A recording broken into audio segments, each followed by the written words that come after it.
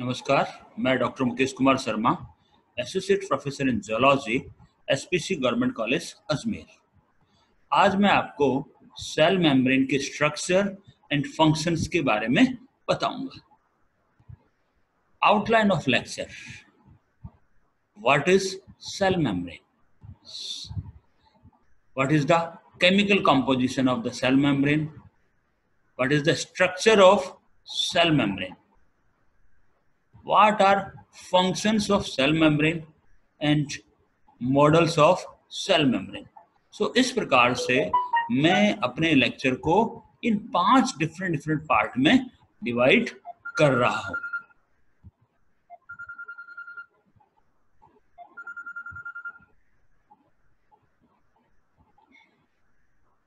तो सबसे पहले what is cell membrane? Cell membrane होती क्या है?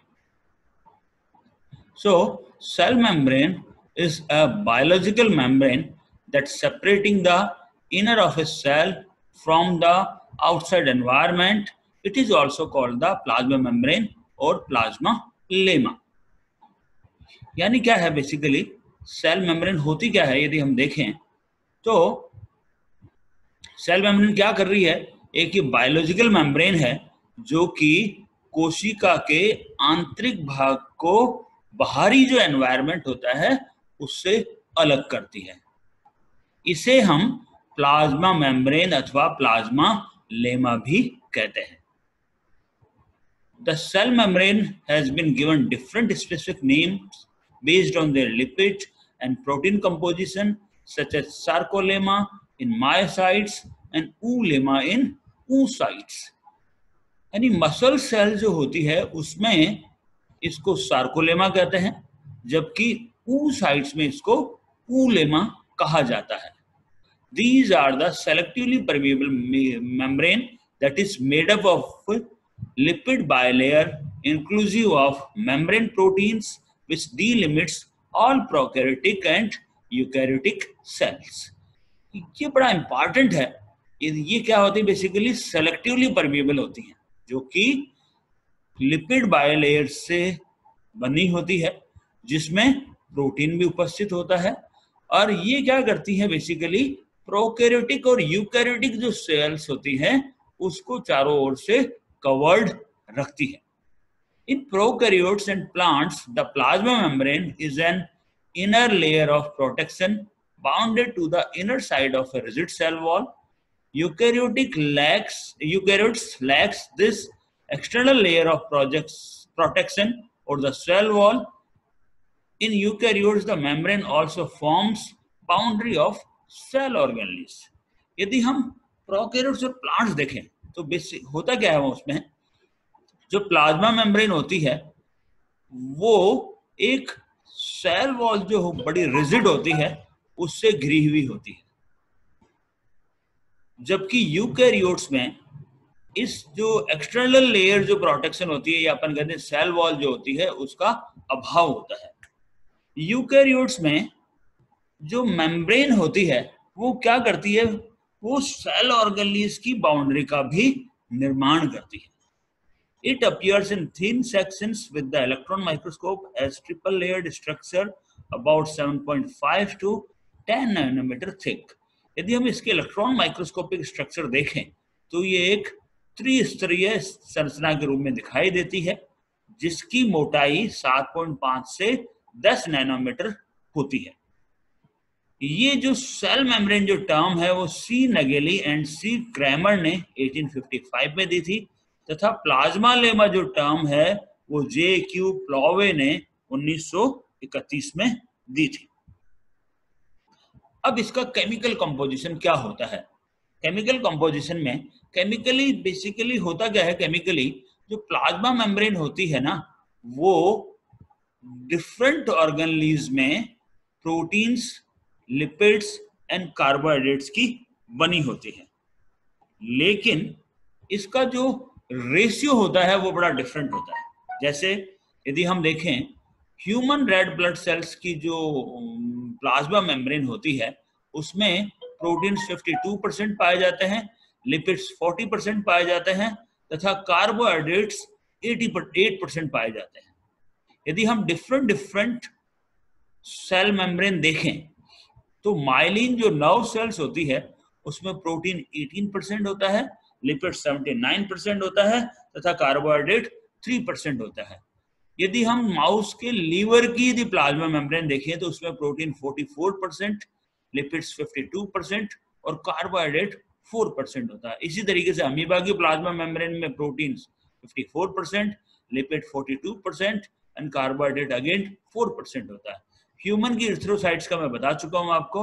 स्पिनच की क्लोरोप्लास्ट की लैमेली यदि देखें हम लोग तो उसमें प्रोटीन 70% होता है, लिपिड 30% होता है, जबकि कार्बोहाइड्रेट का इसमें अभाव होता है।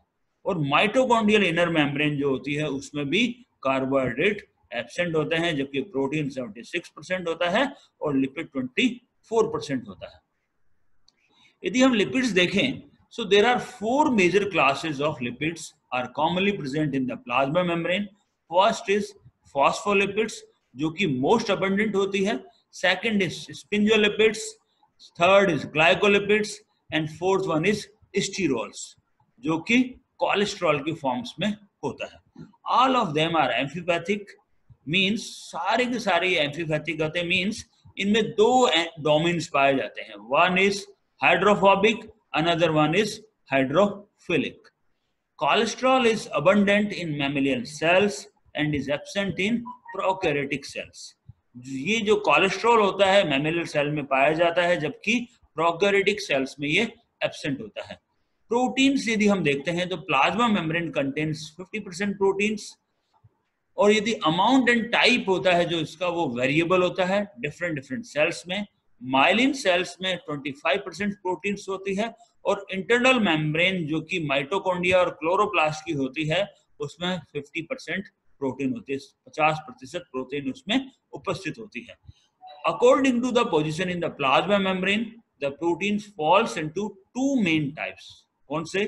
One is intrinsic proteins and another one is extrinsic proteins. तो जो प्लाज्मा मेम्ब्रेन में जो स्थिति होती है, जो पोजीशन होती है, उसके बेस पे प्रोटीन्स दो प्रकार के होते हैं। एक पहला इंट्रिंसिक प्रोटीन्स, दूसरा एक्सट्रिंसिक प्रोटीन यानी आंतः प्रोटीन तथा बाह्य protein. The intrinsic proteins tends to associate firmly with the membrane, while the extrinsic proteins have a weaker association and are bound to lipids of membrane by electrostatic interaction. Plasma membrane contains structural proteins, the transport proteins, and enzymes. Some of them act as receptors. So ये intrinsic proteins होती है वो तो क्या होती है, formally associate होती है मेम्ब्रेन के साथ में, जबकि एक्सट्रिंसिक प्रोटीन्स होती है उसका वीकर एसोसिएशन होता है, यानी कमजोर इलेक्ट्रोस्टैटिक इंटरेक्शन के द्वारा ये लिपिड्स से बाइंड होती है। ये जो प्लाज्मा मेम्ब्रेन में जो प्रोटीन्स होती है उसमें स्ट्रक्चरल प्रोटीन्स होती है, ट्रांसपोर्ट प्रोटीन्स होती है तथा एंजाइम्स होते हैं, और कुछ प्रोटीन्स उनमें रिसेप्टर की तरह भी कार्य करती है। एंजाइम्स जो प्लाज्मा मेम्ब्रेन में प्रेजेंट होते हैं वो होते हैं acetyl phosphatase, acid phosphatase, ATPase, RNase, maltase, lactase and phospholipase. Third one is carbohydrates. They are present only in the plasma membrane and are present exterior, यानी बाहर की तरफ प्रेजेंट होते हैं, जो कि ग्लाइकोप्रोटीन्स होते हैं, और फॉस्फोलिपिड्स के पोलर एंड के ऊपर ये प्रेजेंट होते हैं, जो कि प्लाज्मा मेम्ब्रेन की एक बाहरी सतह होती है।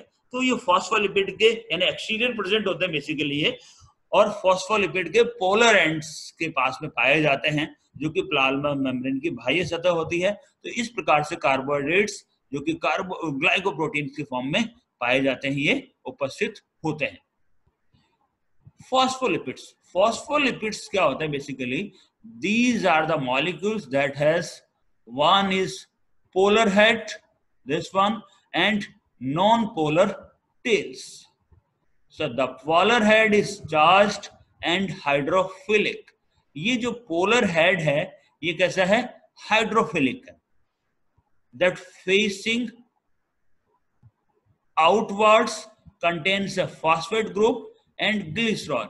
ये आपका फॉस्फेट ग्रुप और इसमें ये ग्लिसरॉल दोनों प्रेजेंट होते हैं। अब हाइड्रोफिलिक क्या होता है? बेसिकली इट्स अ जल स्नेही, यानी ये वाटर की तरफ आकर्षित रहता है, यानी वाटर की तरफ ये जाता है basically.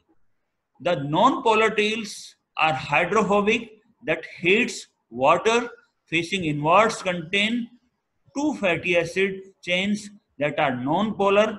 When phospholipid placed in water form spherical bilayer. अब ये बड़ा इंपॉर्टेंट पार्ट है बेसिकली। ये जो आपकी जो हेड है और यहाँ पे ये टेल है, हेड मैंने बताया आपको हाइड्रोफिलिक होता है और टेल इनकी होती है वो हाइड्रोफोबिक होता है। तो जैसे ही पानी में रखते हैं क्या होता है, ये जो हेड है ये बाहर की तरफ हो जाता है और टेल्स जो होती है वो अंदर की तरफ हो जाती है, और ये क्या करती है, एक स्फेरिकल बाइलेयर का निर्माण करती है।